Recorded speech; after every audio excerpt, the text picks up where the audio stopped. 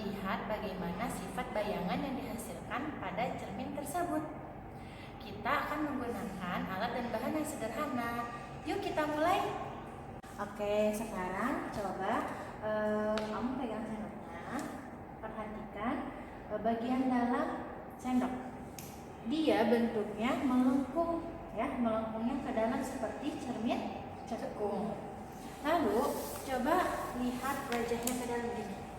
Nah, wajah kita jadi terlihat besar ya, dan terbalik. Dan terbalik ya. Karena cermin cekung itu dapat memperbesar bayangan kita. Oke? Kalau kita ada di dekat, jadi dia bayangan kita terlihat seperti besar. Oke. Sekarang coba arahkan senter ke bagian cekung sendoknya. Nah, cekung sendoknya. Nah, ini saja pegang, kamu arahin senternya ke bagian cekung. Di belakang kita ada apa? Kertas putih, ya. Ada kertas putih. Terlihat cahayanya nih. Nah, ini tuh. Ada cahaya sedikit kan? Nah, dia cahayanya dipantulkan ke belakang ya. Terus ada satu titik di situ. Titik cahayanya. Ya, beda kan di sebelah sini sama ini yang karena cahaya. Nah, itu menunjukkan bahwa cermin cekung itu dapat mengumpulkan cahaya dari senter dipantulkan ke belakang, dipantulkan dari cermin cekung ini. Oke, sekarang kita beralih ke cermin cembung. Ya, kita perhatikan bagian belakang sendoknya. Wajah kita terlihatnya jadi seperti lebih kecil ya. Jadi kayak yang jauh padahal dekat ya. Karena cermin cembung ini dia melengkungnya kemana? Keluar ya. Kalau tadi cermin cekung melengkungnya ke dalam, kalau cermin cembung melengkungnya keluar. Jadi bayangan kita terlihat seperti lebih kecil.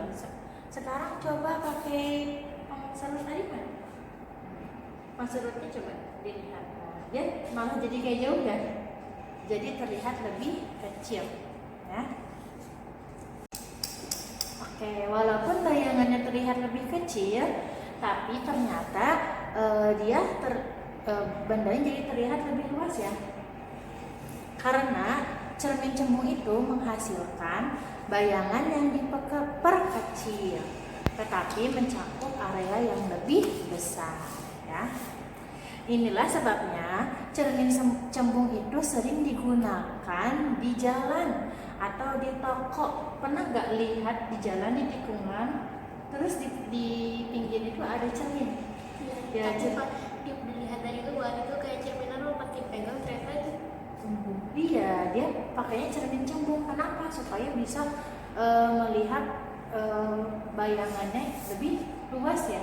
Kalau ada motor yang mau belok di sebelah sana tuh kelihatan kan dari cerminnya.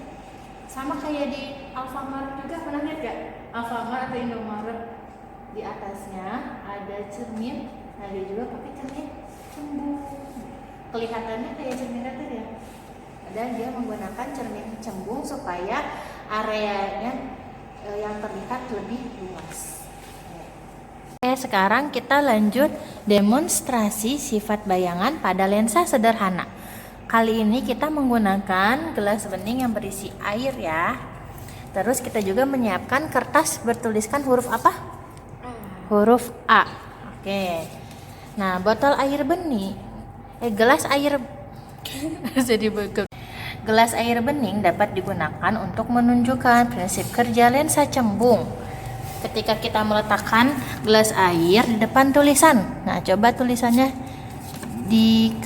dekat gelasin. Nah, hurufnya tampak lebih besar ya. Kurang banyak airnya.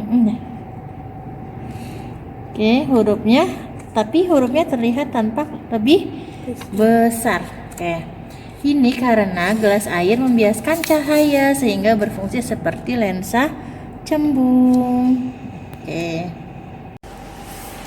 Oke teman-teman, hari ini kita sudah belajar bahwa cermin cekung dapat memperbesar bayangan dan mengumpulkan cahaya. Sedangkan cermin cembung memperkecil bayangan tetapi memperluas daerah penglihatannya. Lalu, lensa cembung sederhana dapat dibuat menggunakan botol berisi air atau gelas berisi air. Semua percobaan ini bisa dilakukan di rumah dengan alat yang sederhana. Oke?